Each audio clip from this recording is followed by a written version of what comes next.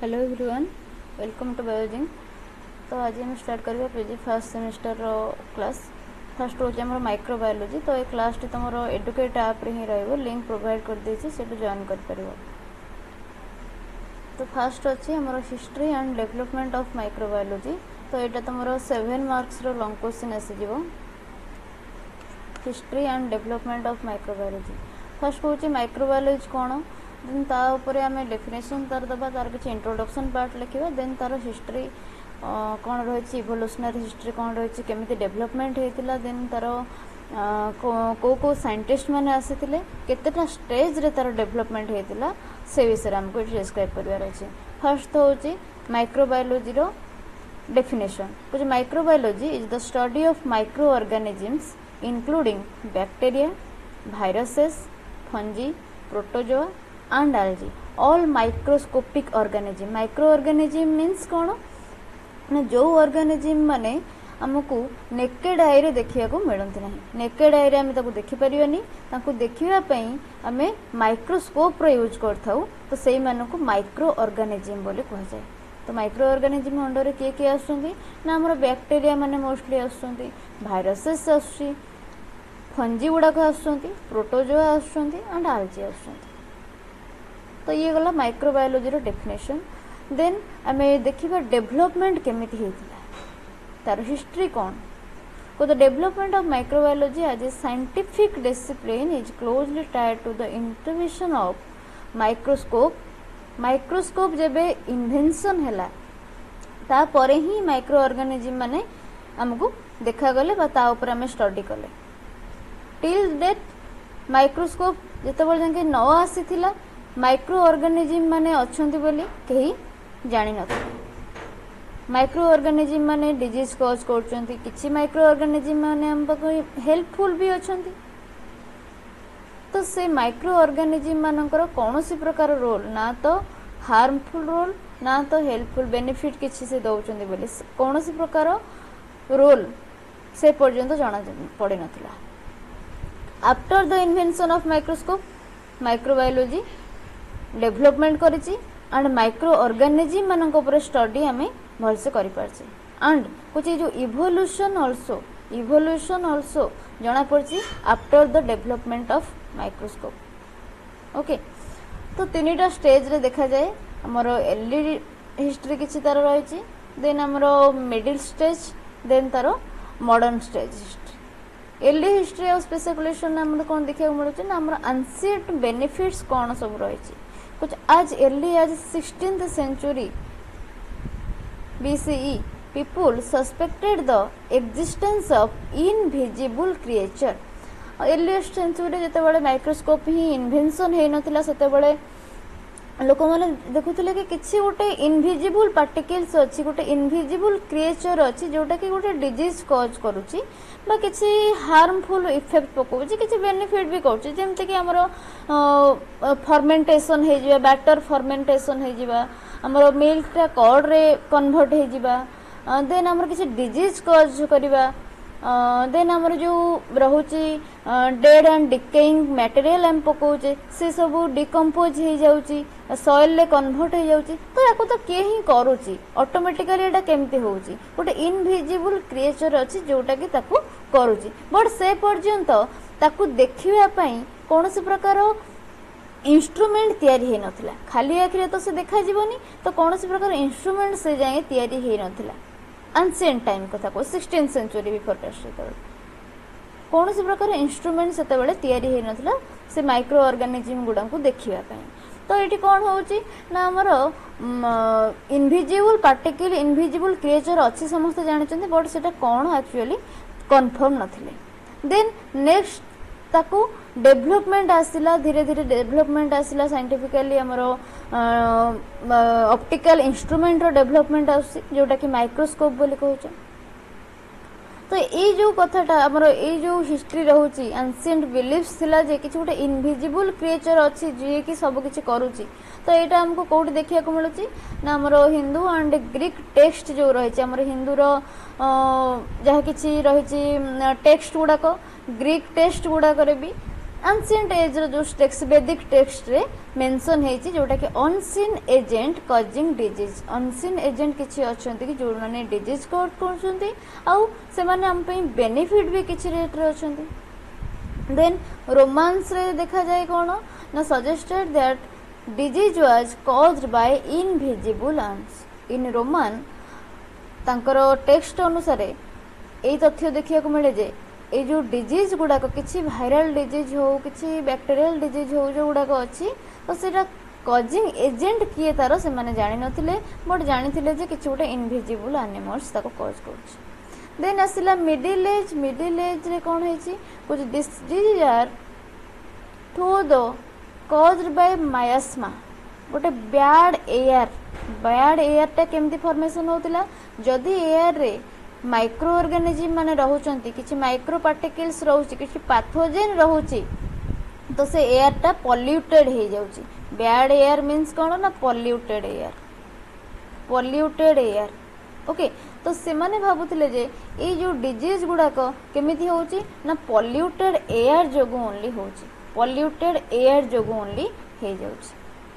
Then next आसुची micro organism मानकर discover किए करथिले माइक्रो ऑर्गेनिज्म मानकर डिस्कवर फास्ट किए करथिले किए कहिथिले कि हाँ जो इनविजिबल पार्टिकल्स इनविजिबल क्रिएचर अच्छी जोटा कि डिजीज कॉज करछ बोले हम भाबुचे तो सेटा गोटे प्रकार ऑर्गेनिज्म नेकेड आई रे देखा जाउ नांती इंस्ट्रूमेंट रे हम ताको देखि पारो इंस्ट्रूमेंट पुनी कोन ना ऑप्टिकल इंस्ट्रूमेंट हमर माइक्रोस्कोप। फर्स्ट जन साइंटिस्ट आस्तिले एंटोन वॉन लियोनहुक एटा मन रखिबो फादर ऑफ माइक्रोबायोलॉजी बोली आंको कहा जाए फादर ऑफ माइक्रोबायोलॉजी किए ना एंटोनी वॉन लियोनहुक केबे से थ्योरी देथिले ना 1674 रे कुछ first to observe and describe living micro organisms Antonie van Leeuwenhoek first observe करथिले एंड डिस्क्राइब भी करथिले लिविंग माइक्रो ऑर्गेनिज्म गुडा से टर्म कौन देथिले ना से टर्म देथिले एनिमल्क्यूल्स ए टर्म मन रखिबो 1 मार्क क्वेश्चन भी आसे नेट रे भी क्वेश्चन रे आसे एनिमल्क्यूल्स माने कोन तार मीनिंग कोन एनिमल मींस हमर एनिमल लाइक सब्सटेंस क्यूल्स मींस कोन ना सेई भलिया तारी कॉपी गोटे बनुची छोटो टिनी पार्टिकल्स एनिमल भली टाइनी पार्टिकल्स गोटे माने एनिमल भली आउ टिके छोटो एनिमल टा जोटा हम टिके लार्ज रहउची जोटा कि हम नेकेड आई रे देखि पारुचे बट एटा ताठरो आहुरी छोटो जोटा कि हम नेकेड आई रे देखि पारुने ताको देखिया पई हम कोन करचे ना किछि ऑप्टिकल इंस्ट्रूमेंट रो यूज करचे। ऑप्टिकल इंस्ट्रूमेंट कहले हमरो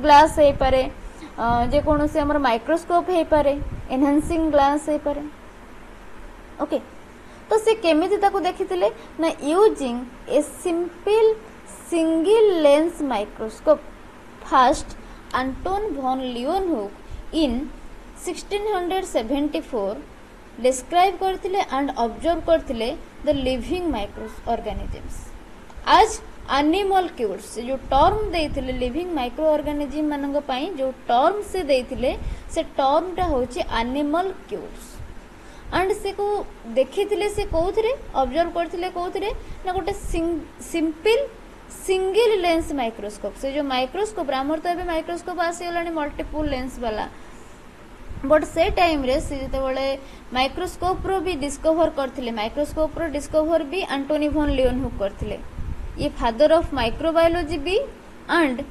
माइक्रोस्कोप रो भी डिस्कवर से करथिले माइक्रोस्कोप रो डिस्कवर भी से करथिले ही डिस्कवर माइक्रोस्कोप ओके जदि क्वेश्चन आसे माइक्रोस्कोप के फर्स्ट डिस्कवर करथिले ना Antonie van Leeuwenhoek in 1674 then से जो माइक्रोस्कोप टा से डिस्कवर करथिले सेटा सिंगल थिला सिंपल थिला and single lens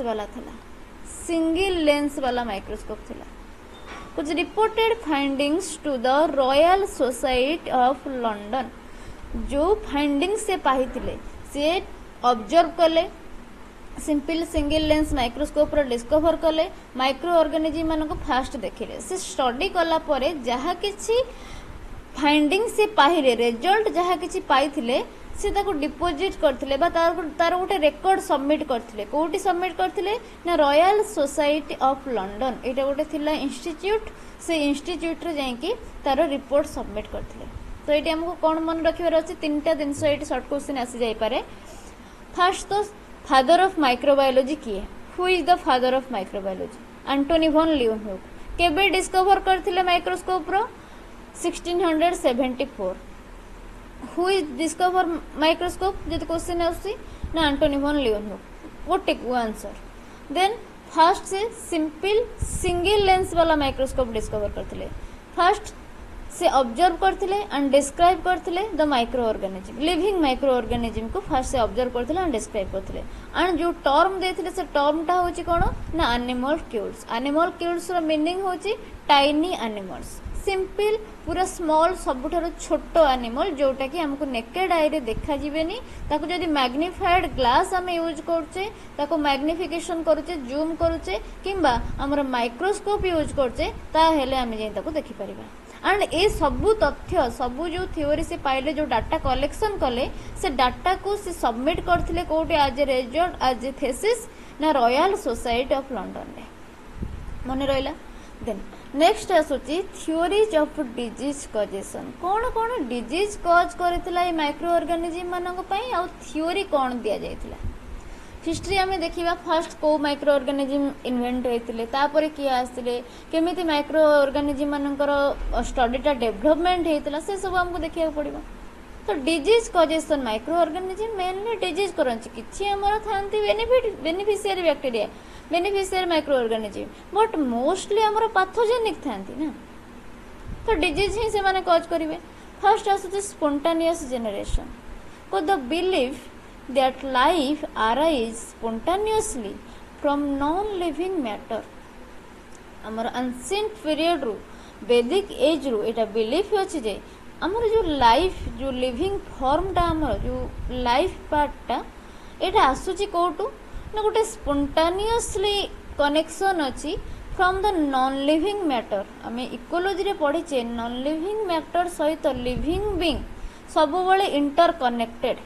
non living matter environmental factor सब किए ना हमर सॉइल हैला वाटर हैला एयर हैला एंड मोस्टली हमर फायर को भी हमें नौचे जोटा कि हीट जनरेशन करिवार हेल्प करूछ। तो से सबुथिरे हमर जो नॉन लिविंग मैटर रही ता ऊपर डिपेंड होची किए ना हमर लिविंग ऑर्गेनिज्म कहले माइक्रो ऑर्गेनिज्म माने आसुंती प्लांट्स आसुची एनिमल्स भी आसुंती कहया को गले हमर प्रोकार्योट्स एंड यूकार्योट्स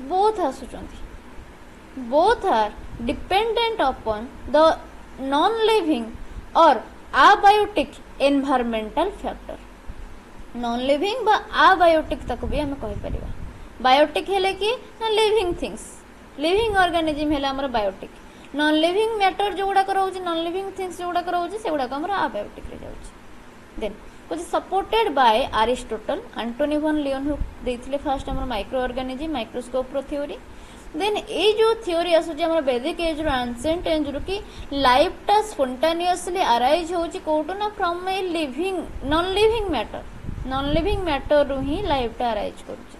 तो ए थ्योरी को अरिस्टोटल सपोर्ट करथिले and widely accepted until 17th century पर्यंत एटा वाइडली एक्सेप्टेड भी हेतिला। देन ए जो स्पॉन्टेनियस जनरेशन हैला ताको रिफ्यूटेशन भी किछि करथिले किछि साइंटिस्ट आसिथिले जो माने कि ताको रिफ्यूज करथिले। तो देखिबा refutation of spontaneous generation first आसिले जने साइंटिस्ट फ्रांसिस्को रेड्डी इन 1668 मने रखिबो साइंटिस्ट को ना को ईयर रे से आसिथिले Francesco Redi in 1668 which disproved spontaneous generation for maggots कहले कौन ना हमर जो फ्लाइज अछंती जो माछी मशा जो फ्लाइज गुड़ाक मेनली माछी ही तो से माने जो तांकर एक टा दियंती एक देला पर जो एक टा रु नुआ जते बडा ऑर्गेनिज्म बाहरुची फर्स्ट स्टेज सारो ताको मैगट्स बोली कह जाय तांकर एक गुड़ा को ही मैगट्स ही कह जाय। ओके तो स्पोंटानियस जनरेशन कहार ना मागर्स से देखी केमिति ना using meat in sealed and open jar से गोटे एक्सपेरिमेंट करथिले से एक्सपेरिमेंटा कौन थिला ना से तीनटा जार नेथिले तीनटा जार नेथिले से तीनटा जंक जार रे कौन भर्ती करथिले ना मीट ब्रोथ भर्ती करथिले मीट भर्ती करथिले से मीट रे मैगट्स रो ग्रोथ को से टेस्ट करथिले एक्सपेरिमेंट करथिले केमती एटा हला जार नंबर 1 जोटा कि ओपन रहिला एटा होची ओपन जार माने कवर हेइनी जार नंबर 2 टाकू से पेपर द्वारा कवर कले कहा द्वारा कवर कले ना पेपर द्वारा कवर कले जार नंबर 3 को से गज द्वारा कवर कले जो गज आसुची हमर मेडिकल यूज होची कॉटन गज तो से गज द्वारा कवर कले तीनटा आसुची कोन जार तीनटा जार रे सेम जिनस से मीट ही नहीं चंती से मीट को गोटे जार फर्स्ट जार को ओपन रखिले सेकेंड जार को पेपर रे कवर कले थर्ड जार को गज रे कवर करचंती मैगट्स रो ग्रोथ से देखुचंती जेनरेशन देखुचंती स्पोंटानियसली केमती होची फर्स्ट जार देखा गला मीट ऊपर ही से मैगट्स रो एग गुडा को पड़िछि मैगट्स आसीचंती मीट पाखकू देन तार एग लेइंग भी सिटी करचंती एग सेटी देकी छाडी के जाइचंती the egg are laid on the meat पूरा मीट ऊपर ही से लेड हिच सेकेंड जो पेपर थिला पेपर देकी स्मेलटा एते जाइनी बाहर को तो फ्लाइज गुडा को आसीछंती बट किसी जानी पारनांती मीट पाखकू से माने पसी पारनांती गज जोटा थिला गजटा कौन हुए ना टिके ट्रांसपेरेंट थाए टिके जाली जाली थाए ता देकी स्मेलटा भलसे आसी पारिबो एंड स्मेल सहित तार जो मीट रो जहा किछि हमर एवापोरेशन हैला बहुत दिन रहिला तार जो एवापोरेशन पार्टिकल्स गुडा को तो गज देकी से गुडा को विजिबल भी होउछ एंड तार स्मेलटा भलसे बेसी आसी पड़छ तो फ्लाइज मोर अट्रैक्टेड होउछंती पेपर ठारू गज रे बेसी अट्रैक्टेड हेबे एंड से माने आसिक बसिबे भी गज ऊपर देन से गज ऊपर देखा गला कि गज ऊपर ही तांकर मैगट्स गुडा को लेड हेछि बट मीट रे किछि लागिनी मीटा तळे रहिला ना मीट रे किछि लागिनी ओनली गज ऊपर ही मैगट्स गुडा को देखा जाउछन तो एटु कोन जानुचो ना स्पोंटानियस जनरेशन केमिति होउछ सेटा हमें देखुछे okay then next scientist Lazzaro लाजारो स्पालांजानी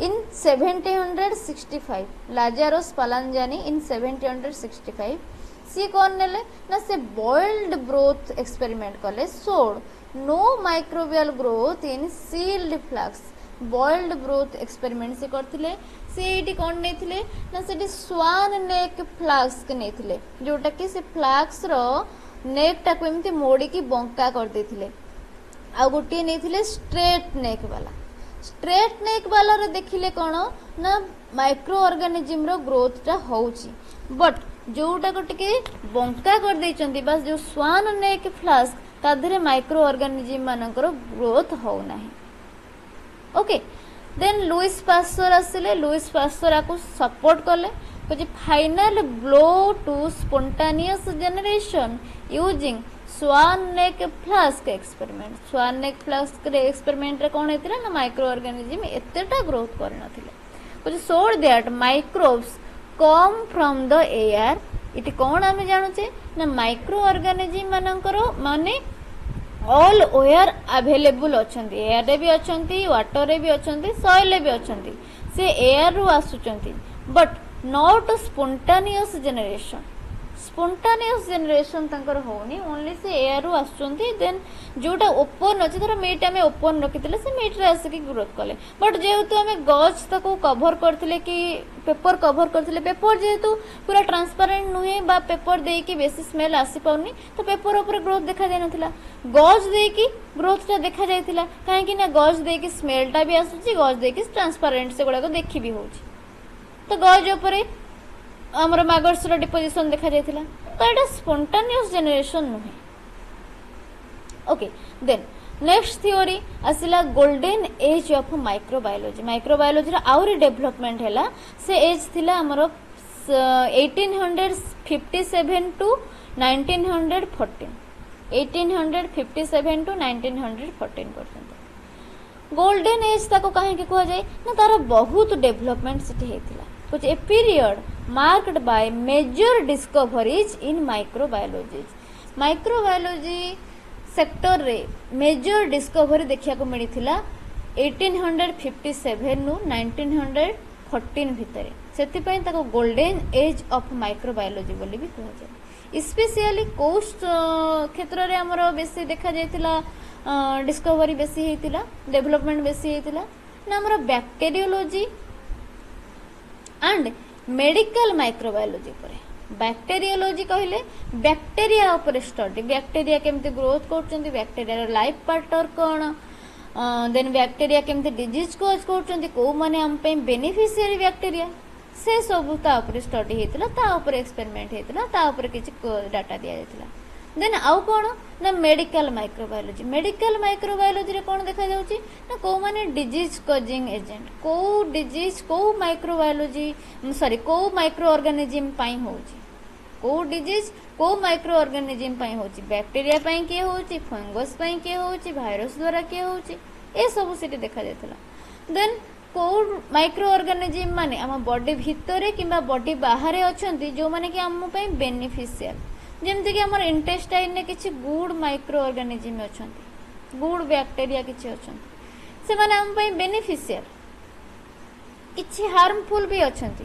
तो ए जो पीरियड रहउची गोल्डन एज ऑफ माइक्रोबायोलॉजी एथिरे हमर बैक्टीरियोलॉजी रो एंड मेडिकल माइक्रोबायोलॉजी रो डेवलपमेंट बहुत सारा हेतिला।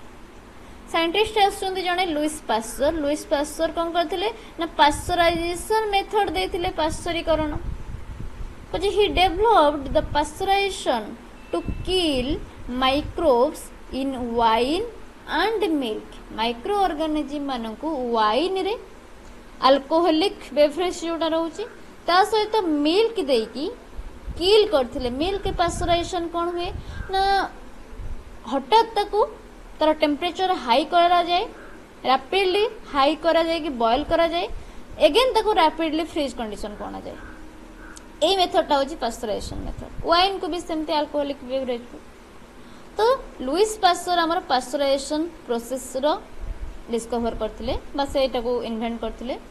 देन कुछ डेमोन्स्ट्रेटेड रोल ऑफ माइक्रोब्स बा microorganisms in fermentation. Pasteurisation ने से कोन देथिले ना से डेमोन्स्ट्रेशन करथिले जे माइक्रो ऑर्गेनिज्म माने फर्मेंटेशन ने केमिति रोल प्ले करछन फर्मेंटेशन ने केमिति माइक्रो ऑर्गेनिज्म माने हमको हेल्प करछन। Then he proposed germ theory of disease. तो माइक्रो ऑर्गेनिज्म माने केमिति डिजीज कॉज करछन केमिति से मानकर जर्म डिजीज कॉज करिबारे डिजीज क्रिएशन करिबारे हेल्प करूची से थ्योरी भी देथिले लुइस पास्चर। क्वेश्चन आसी जाए जर्म थ्योरी ऑफ डिजीज किए प्रपोज करथिले who propose germ theory of disease answer होची Louis Pasteur. Developed vaccine for rabies anthrax and cholera he also developed vaccine. Louis Pasteur also developed vaccines various vaccine टीका से उद्भावन करथिले कहा पई ना रैबीज पई एंथ्रैक्स डिजीज पई एंड कोलेरा पई। देन नेक्स्ट साइंटिस्ट आउछंती रॉबर्ट कच। रॉबर्ट कच हमर कच पोस्टुलेट फॉर्मुलेट करथिले।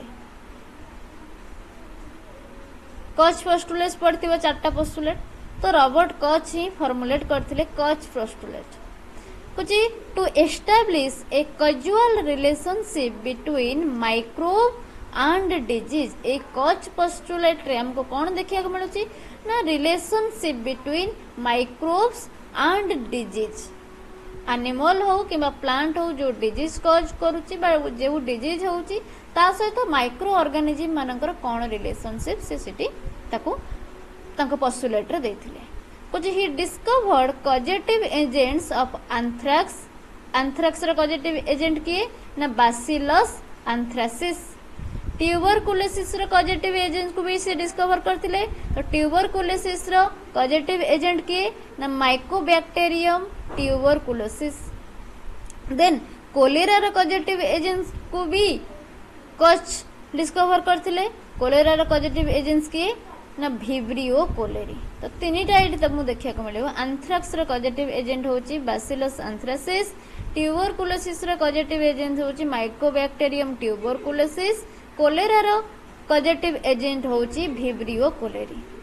कुछ ही developed technique for pure culture and use of solid media agar media को से यूज करथिले ता सहित प्योर कल्चर को से डेवलप करथिले। किछि कल्चर मीडिया रो एठी डेवलपमेंट हैला।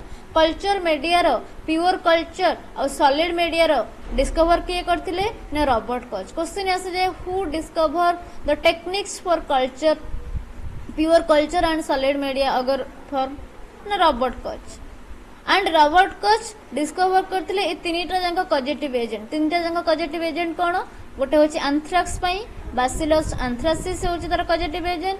ट्यूबरकुलोसिस डिजीज पई माइकोबैक्टीरियम ट्यूबरकुलोसिस होची तार कॉजेटिव एजेंट। कोलेरा पई भिब्रियो कोलेरी होची तार कॉजेटिव एजेंट। बुझियला ये गला गोल्डन पीरियड। देन नेक्स्ट आसुची advance in immunology and chemotherapy. Immunology हमर इम्यून सिस्टम रे एनहांसमेंट करिया पई और केमोथेरापी हमर कैंसर ट्रीटमेंट पई आसुची। ए दीटार एडवांटेज एडवांस भी हेतिला डेवलपमेंट भी हेतिला। जण साइंटिस्ट आछंती एडवर्ड जेनर इन 1796 कुछ ही developed the first vaccine small pox using cowpox virus. ए वायरस ना मन रखिबो काउपॉक्स वायरस को यूज करके से स्मॉल पॉक्स पई फर्स्ट वैक्सीन डेवलप करथिले इन 1796। साइंटिस्ट को ना कोन थिला ना Edward Jenner. Then next scientist आछंती Elie Metchnikoff. Okay Elie Metchnikoff he discover phagocytosis. Phagocytosis method phagocytosis process को से डिस्कवर करथिले। फागोसाइटोसिस रे कोन थिला किछि सॉलिड पार्टिकल्स थिबो बा किछि ऑर्गेनिज्म बि साउ स्मॉल ऑर्गेनिज्म गोटे लार्ज ऑर्गेनिज्म ताको एनगल्फ करछि बा एलजी हमरो जेमति कि ताको एनगल्फ कर नउछि ता भितर को ताको एंट्री कर नउछि ताको गिड़ी दोछि जोटा सैलो कर दोछि सेटा होछि फागोसाइटोसिस मेथड। कुछ laying foundation of immunology. Immunology रो फाउंडेशन से देथिले। इम्यूनोलॉजी रे कोन हुए हमर जो इम्यून सिस्टम रहिछि से इम्यून सिस्टम रे हमर किछि गुड बैक्टीरिया थांते किछि बैड बैक्टीरिया थांते जोटा कि पैथोजेन फॉरेन बैक्टीरिया। जते बडे हमर फॉरेन बैक्टीरिया किछि अटैक करूछि हमर जो इम्यून सिस्टम रहिछि तो इम्यून सिस्टम ताको कोन करे ना ताको एनगल्फ कर दे। एनगल्फ मेथड जोटा सेटा फागोसाइटोसिस ताको के डिस्कवर करथिले ना मेडचिकप। देन नेक्स्ट आसुचंदी साइंटिस्ट जने Paul Ehrlich. Paul Ehrlich coin करथिले the term magic bullet. Magic bullet term टाको से कॉइन करथिले। He developed the first synthetic antimicrobial drug. प्रथम सिंथेटिक एंटीमाइक्रोबियल ड्रग किए डिस्कवर करथिले ना पाउल एरलिच जोटा कि थिला साल्वर्सन फॉर सिफिलिस। सिफिलिस पई साल्वर्सन से ड्रग ना थिला साल्वर्सन डिजीज कोन ना सिफिलिस डिजीज पई। एटा होची गोटे antimicrobial drug synthetic antimicrobial drug. Then next आसुची Alexander Fleming. Alexander Fleming Alexander Fleming आसीथिले 1928 रे। He discover penicillin. पेनिसिलिन नो से डिस्कवर करथिले। Okay Alexander Fleming discover the penicillin the first true antibiotic. Penicillin टा हमर फर्स्ट ट्रू एंटीबायोटिक थिला। कोउट discover हेतिला ना from Penicillium notatum. Penicillium notatum रु से डिस्कवर करथिले पेनिसिलिन को।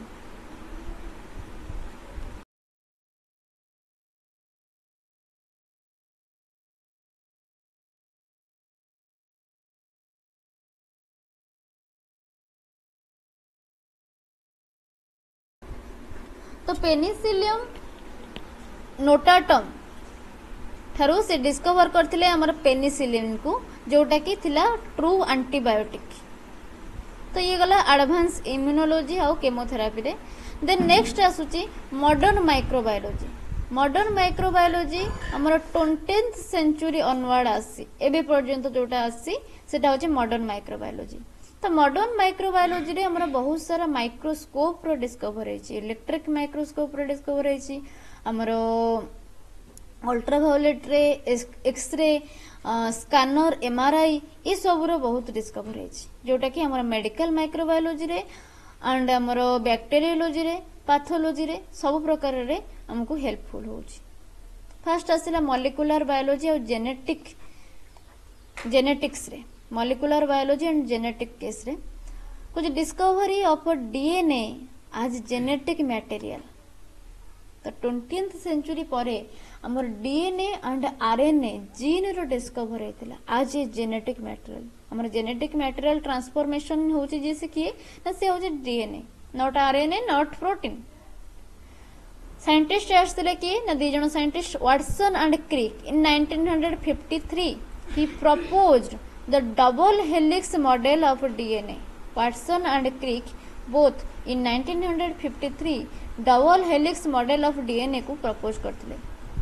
Then next आसुची हर्सी, चेज एंड एवरी, तीन जण scientist Hershey and Chase then Avery कुछ and others demonstrate the role of DNA in heredity. हमें डिटेल ले पढ़िबा मॉलिक्यूलर बायोलॉजी रे सब। Watson Crick double helix model propose करथिले, Hershey, Chase and Avery DNA रो हेरिडिटरी थ्योरी जेनेटिक मटेरियल भाले transfer होची कि ना सेटा DNA, not RNA, not protein, only DNA is the transforming material बोली से ताको एक्सपेरिमेंटली प्रूव करथिले। यूजी रो 4th सेमेस्टर रे पढ़िथिबो माइक्रोबायोलॉजी रे, सॉरी मॉलिक्यूलर बायोलॉजी रे। देन नेक्स्ट आसुची development of genetic engineering. Genetic engineering रो डेवलपमेंट भी बहुत सारा है 20th सेंचुरी परे। ता सहित रिकम्बिनेंट डीएनए टेक्नोलॉजी रो भी, जीन साइलेंसिंग रो, gene cloning method, gene deleting ये सब रो डेवलपमेंट है आफ्टर 20th सेंचुरी। तो ये रोचे मॉडर्न माइक्रोबायोलॉजी। देन वायरोलॉजी रो भी मोस्ट ऑफ डेवलपमेंट है मोस्टली हमरो सार्क कोरोना भाइरस परे, कोरोना हमरो कोविड टाइम परे पैंडेमिक जो थिला पीरियड तापरे वायरोलॉजी रो बहुत सारा डिस्कवर हेची एंड बहुत सारा डेवलपमेंट हेची। तो हमरो थिला कोन भाइरस ना सार्क कोरोना भाइरस कोविड-19। कुछ discovery of viruses as infectious agent smaller than bacteria. ये जो भाइरस गुडा को थिले ये भाइरस गुडा को बैक्टीरिया ठारो आउरी स्मॉल। आमे जोटे बेले टेस्ट हेतिला हमर एक्सपेरिमेंट हेतिला सेते बेले जणा पडितिला जे भाइरस गुडा को ये जो बैक्टीरियल फिल्टर रहिछि, बैक्टीरियल फिल्टर रे भी से माने पास करी आसुतिले, माने बैक्टीरिया ठारो ए माने आहुरी छोट। तो एमान को सिंपल माइक्रोस्कोप, ऑप्टिकल माइक्रोस्कोप रे देखिबा पॉसिबल नुहे। एमान को देखिबा पई हमर electron microscope, high radiation electron microscope रो हमें यूज करता भाइरस मान को देखिबा पई। एंड ए भाइरस गुडा को होची नॉन लिविंग पार्टिकल, तमे कहि परिबोनी ना तो लिविंग पार्टिकल हमें ताको कहि परिबा। तो एमाने कोन एक्चुअली ना एगुडा को होचंती interlink interconnection between living and non living। कौन पे एमती कह जायछि ना भाइरस गुडाक जदि तांको गोटे लिविंग होस्ट मिलुची, जदि गोटे लिविंग होस्ट मिलुची ताहेले से आज लिविंग तांकर कैरेक्टरिस्टिक शो करिवे। जदि तांको गोटे लिविंग होस्ट मिलु नाही से आज नॉन लिविंग मटेरियल गोटे सैंड पार्टिकल्स, गोटे रॉक पार्टिकल्स भली से पड़ी रहे, गोटे क्रिस्टल पार्टिकल्स भली से पड़ी रहिबे नॉन लिविंग भली। जदि लिविंग होस्ट मिलुची तो लिविंग होस्ट बॉडी को एंट्री करिवे। लिविंग होस्ट रो बॉडी रो जो मेकानिज्म रहिछि, मेशिनरी जो रहिछि तार बॉडी चालुची, जो हमरो रेस्पोंसिबल सेलुलर रेस्पोंसिबल मेटाबॉलिज्म जहाँ किसी चलुची, हमरो जो मेशिनरी अछि से मेशिनरी को से यूज करिकि तार लाइफ स्टाइल मेंटेन से करिवो। जदि ताको लिविंग होस्ट गोटे न मिलूची तो सी तार लाइफ स्टाइल मेंटेन करि परिबो नाही। गोटे क्रिस्टलाइज फॉर्म भली गोटे नॉन लिविंग फॉर्म भली जेमती गोटे माटी गोड़ी पत्थर पड़ी सेमती से पड़ी रहिबो। तो सेथि पई ताको इंटरलिंक कहा जाए between living and non living things. Okay and एमानकर बॉडी कोथिरे तयारी body is composed of only nucleoprotein nucleoprotein means it कौन रोची ना न्यूक्लिक एसिड रोची तंकर सेंटर रे से न्यूक्लिक एसिड चारिपटे गोटे प्रोटीन कवरिंग रोची। न्यूक्लिक एसिड रोची सेंटर रे न्यूक्लिक एसिड चारिपटे गोटे प्रोटीन कवरिंग रोची। न्यूक्लिक एसिड पुणी किए हेतिबो ना nucleic acid may be DNA may be RNA. DNA हे पारे और आरएनए हे पारे। जो न्यूक्लिक एसिड जोटा थिबो एटा बा genetic material A nucleic acid को हमें ताको जेनेटिक मटेरियल भी तार कहि परिबा। जेनेटिक मटेरियल कहार ना भाइरस रो ए जेनेटिक मटेरियल ले ओनली आरएनए आसी परिबो और डीएनए आसी परिबो बट नॉट बोथ बोथ केते बेले आसी परिबेनी। जदी आसीबो आरएनए जदी आसीबो डीएनए। जेमती गोटे पेन रे गोटे सिंगल लीड वाला रिफिल वाला पेन आम यूज करछे सेतिरे गोटे जे कोनोसी गोटे प्रकार इंक बा गोटे प्रकार रिफिल जाई परिबो either blue either green either red जहा भी। तो सेमती इटी केते बेले भी आरएनए और डीएनए एकाठी मिसिकी रही परिबेनी। जदी रहइबो आरएनए रहइबो तो आरएनए भाइरस तो कुआ जिवो जदी डीएनए रहिला डीएनए भाइरस तो कोन कहबा। बट गोटे तार सेंटर रे न्यूक्लिक एसिड थिबो आज जेनेटिक मटेरियल से न्यूक्लिक एसिड को चारिपट कवर करथिबो किए ना प्रोटीन नो कवरिंग जोटा कि ताको कहा जाउची कोन ना हमर कैप्सिड प्रोटीन कैप्सिड बोली कहा जाउची। ओके देन कुछ electron microscope allowed visualisation of viruses. Virus को देखिया पई हमर simple normal microscope compound microscope भी हमर ऑप्टिकल माइक्रोस्कोप जति रहउची सेगुडाकर कौन यूज हुए सेगुडाक देखी हुए पॉसिबल हुए तापई आम इलेक्ट्रॉन माइक्रोस्कोप यूज कर। देन कौन development of vaccines for polio जोटा कि Salk and Sabin.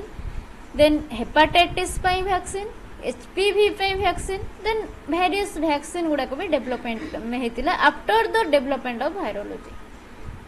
Then next आसूची environmental and industrial microbiology. Environmental means environment हमर इकोलॉजी रे पढ़ी छी एनवायरमेंट क्लीन करिया पई हमर माइक्रो ऑर्गेनिज्म माने बहुत हमको हेल्प करंती। देन इंडस्ट्री केस रे भी इंडस्ट्री रे हमर बेवरेज तयारी होची फूड पैकेजिंग होची फूड स्टोर करिया पई भी माइक्रो ऑर्गेनिज्म मानन को हम यूज करछे। कुछ use of microbes in waste treatment रे स्वेज ट्रीटमेंट रे हमें माइक्रो ऑर्गेनिज्म मानन को ही यूज करछू। बायो रिमेडिकेशन ने भी बायो रिमेडिकेशन ने हमर जो ऑर्गेनिक मटेरियल हमें पके दउचे से गुडा को रिसाइक्लिंग है कि पुणी तार न्यूट्रिएंट्स पुणी एनवायरनमेंट को जिबा से जो प्रोसेस कहा द्वारा होची ना ओनली माइक्रो ऑर्गेनिज्म मानक द्वारा।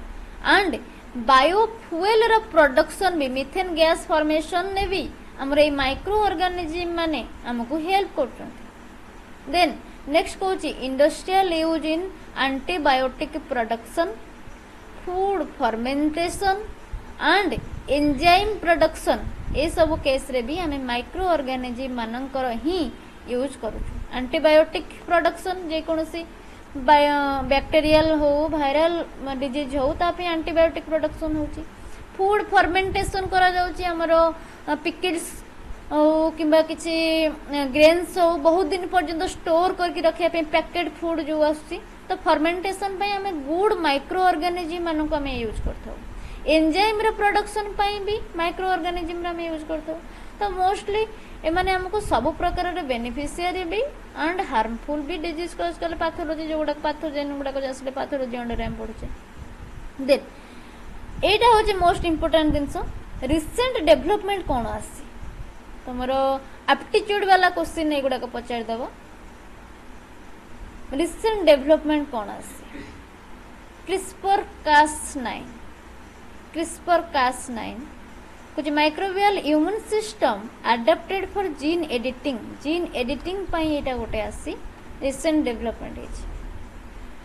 मेटाजेनोमिक्स कुछ study of microbial communities without culturing microbial community रो स्टडी कल्चर बिना कल्चर न करी तार स्टडी करने को कह जाए मेटाजेनोमिक्स। देन माइक्रोबायोम स्टडीज कुछ एक्सप्लोरेशन ऑफ गॉट माइक्रोबायोटा हमर गॉट रे जो माइक्रो ऑर्गेनिज्म अच्छी तार एक्सप्लोरेशन तार कौन रोल रोची हेल्थ रे आउ डिजीज रे कौन से हमको हेल्प करुची कौन डिजीज कॉज करुची हमर गॉट रे तो माइक्रो ऑर्गेनिज्म अच्छी ना तो तार स्टडी तो कह जाए microbiome studies. Then antibiotic resistance कुछ global concern due to over use of antibiotics रो ओभर यूज कले हमर जो हेल्दी बैक्टीरिया अछंती जो माने हमर बेनिफिशियरी बैक्टीरिया से गुडा को भी मरि जिवे तो सेटा ऊपर हमको फोकस करिया को पड़िबो। तो हमको एंटीबायोटिक्स रो हेवी यूज न करिया को दरकार ओभर यूज हम करिया दरकार नै जेतिकी अमाउंट रो दरकार तो करिबा नॉर्मली नेचुरली रिलीफ होबा को दबा बट ओभर यूज जदि हम एंटीबायोटिक्स रो करूचे जोडा का हमर हेल्पफुल बैक्टीरिया जोडा का बेनिफिशियल बैक्टीरिया से माने भी अफेक्टेड हे जिवे। देन आसुची कोविड-19 लास्टली हमर जोटा कि इंपोर्टेंट थिला पैंडेमिक पीरियड थिला कोविड-19 कुछ it highlighted importance of virology बेसी वायरस मानकर नॉर्मल हमर कॉमन फ्लू हैला वायरल डिजीज थिला बर्ड फ्लू हैला वायरल डिजीज थिला बट ता ऊपर एते फोकस दिया जानुथला ए कोविड-19 ने ही वायरोलॉजी ऊपर बेसी फोकस आसिला highlighted importance of virology and vaccine development भी ए कोविड-19 ने ही बेसी डेवलपमेंट देखा को मिलला एंड रैपिड डायग्नोस्टिक भी करा गला पैंडेमिक पीरियड जोटा थिला तो कोविड-19 टा मोस्ट इंपोर्टेंट रोच रिसेंट डेवलपमेंट रे तो तार भाइरस रो ना कोन थिला सार्क कोरोना भाइरस ओके कोविड-19। Then in conclusion because the field of microbiology has evolved from simple observation of microbes to vast discipline encompassing health, industry, environment and genetics. It continues to do crucial in addressing global challenges in medicine, agriculture and biotechnology. Global challenge हमें देखिले pandemic period रे पूरा whole world रे एटा फैली जाइथिला